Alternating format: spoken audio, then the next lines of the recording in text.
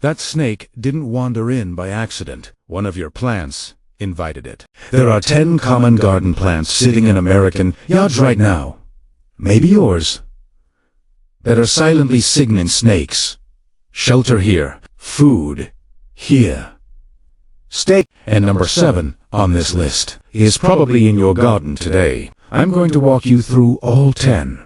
What they are, why snakes can't resist them, and the exact fix for each one, most of which take under an hour. Stay with me. Here's something most gardeners don't realize. Snakes aren't randomly wandering into your yard. They're being drawn in deliberately by specific conditions, and plants are a huge part of that equation. Snakes are looking for 3 things: shelter, warmth, and food. Dense plantings give them shelter. Dark mulched beds trap heat, and thick ground cover. That's basically a 5-star hotel for the mice and frogs that snakes eat. When you put all 3 together, you've built a snake magnet. Now, I want to be clear. Most snakes in American gardens are completely harmless, but that doesn't mean you want them surprising you when you're on your knees weeding. Or worse, surprising your kids or your dog. Knowledge is the best protection you've got. So, let's get into it. Number 1. And this one is in millions of American gardens: English ivy. Beautiful, fast-growing, covers everything. And that is exactly the problem. English ivy creates a thick, layered mat that's dark, cool, and completely hidden from predators. That's prime snake real estate. It also traps moisture, which attracts the insects, slugs, and frogs that make up a snake's regular diet. You're not just giving them a home, you're stocking their kitchen. The fix? You don't have to rip it all out, but trim it regularly. Keep it off the ground along fence lines and walls, and never let it grow more than 6 inches thick. Thin ivy equals no snake shelter. Number 2, and I know this one is going to hurt for a lot of you hostas. I know. They're gorgeous, those big, lush leaves. Perfect shade plants. Absolutely stunning in a border. And snakes think so too. Hostas create a dense canopy at ground level, perfect for a snake to stay hidden, stay cool, and wait for prey. The broad leaves trap humidity, and hostas attract slugs and insects like crazy, which is essentially a snake's drive-through window. And because the leaves are so dense, you often can't see what's underneath until you're right on top of it. The solution isn't to remove them, it's placement. Don't plant hostas tight against your house foundation, your porch, or your children's play area. Keep them in open, visible garden beds. And lift the outer leaves occasionally when you're doing yard work. Who's to check? Number 3, ornamental grasses. Pampas grass, fountain grass, miscanthus. These tall, dramatic plants are absolutely everywhere in American landscaping right now. And they're a Syria snake. Here's the thing about ornamental grasses. The base is almost always completely hollow and hidden. A mature clump of pampas grass or miscanthus has a dark cavity at the center that's 10, sometimes 15 inches across.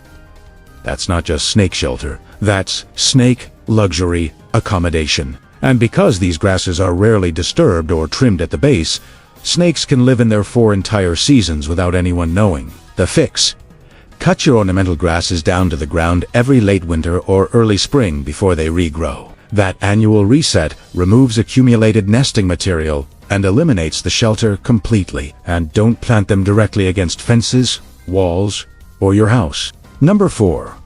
Dense ground cover, specifically Vinca, Pachysandra, and similar low-spreading plants that carpet large areas of the garden. On the surface, they look immaculate.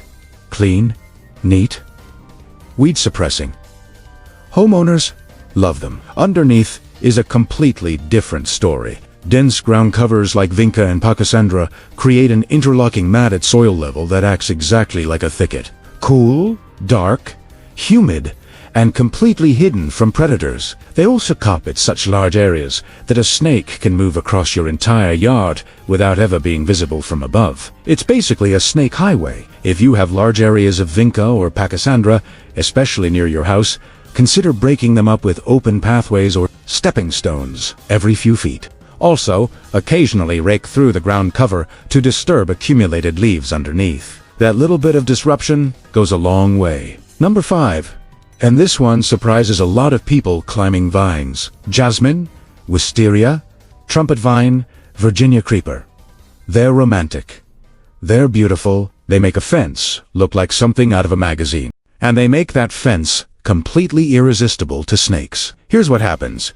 Where a climbing vine meets the ground, it creates a dense mat of old stems and debris. This base zone is dark, warm in summer, and completely shielded from the wind. And climbing vines attract birds, which means eggs, and nestlings, which are one of a snake's preferred foods. You're essentially running a snake restaurant. Keep the base of all climbing vines clean and open. Prune away the bottom 12 to 18 inches of growth annually so the vine starts above ground level, not at it, and regularly rake out any debris that collects at the base. Number 6 is less about one specific plant and more about the combination that creates the perfect snake environment. Thick wood chip mulch, covered by dense, low plantings. This is the most common setup in American gardens, and it's genuinely ideal for snakes in ways most people never consider. Here is the science. Wood chip mulch, especially 3 or 4 inches deep, can be 15 degrees warmer at its base than the air above it on a cool day. Snakes are cold-blooded. They need that external warmth to function. A deep mulch bed is basically a heated apartment. Add dense plantings on top for covering UV. Got a snake paradise right outside your back door. 2 simple fixes. Keep your mulch to 2 inches maximum near the house, and create at least 12 inches of bare soil or gravel between your mulch beds and your foundation.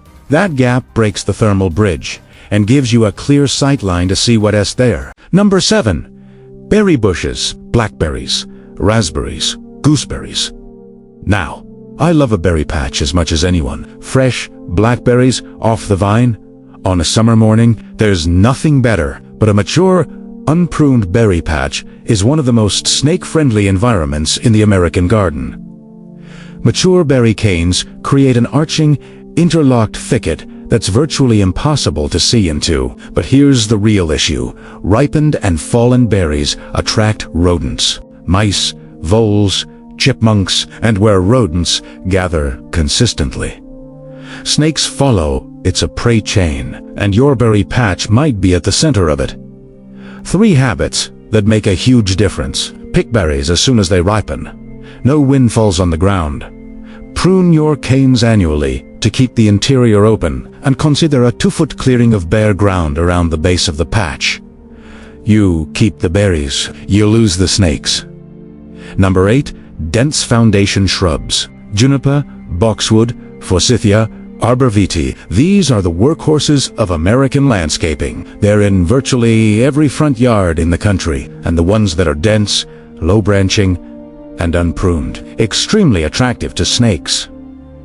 Dense shrubs like juniper create a permanent dark cavity between the branches and the soil. Foundation plantings are especially problematic because they sit right against your house, which is warm. That heat seeps into the soil and those shrub cavities. In cooler months especially, that's where you'll find snakes basking. Right outside your front door. The rule of thumb: lift the canopy. Prune the lower branches of all foundation shrubs, so there's at least 6 inches of open, visible space between the ground and where the branches start. That single change eliminates the shelter cavity entirely. The shrub still looks great. Actually, it looks more intentional. Number 9, and this one catches a lot of conscientious gardeners off guard, your vegetable garden, and specifically, compost areas near dense veg plantings. You're doing everything right. Growing your own food, composting, being sustainable, but you may be running the perfect snake ecosystem without realizing it. Here is the dynamic. Compost bins generate heat as material breaks down, sometimes reaching 130 degrees internally. That warmth radiates outward and heats surrounding soil. At the same time, a dense vegetable garden creates an almost complete canopy at 2 to 3 feet off the ground. That's perfect ambush cover for a snake waiting for a mouse or frog. And your vegetable garden absolutely attracts rodents, especially if you have fallen fruit or vegetables. Pick up fallen fruit and vegetables immediately, every time you're in the garden. Keep a clear path down every row, and position your compost bin at least 10 feet from your main garden area and away from the house. Those 3 habits dramatically reduce the attraction. And number 10, I've saved this one for last because it's the one that genuinely surprises people most. Water plants, pond plants, the beautiful cattails, water iris, cardinal flowers, and rushes that grow in and around garden ponds. If you have a garden pond with dense plantings around it, you have almost certainly seen snakes near it. And now, you'll know exactly why.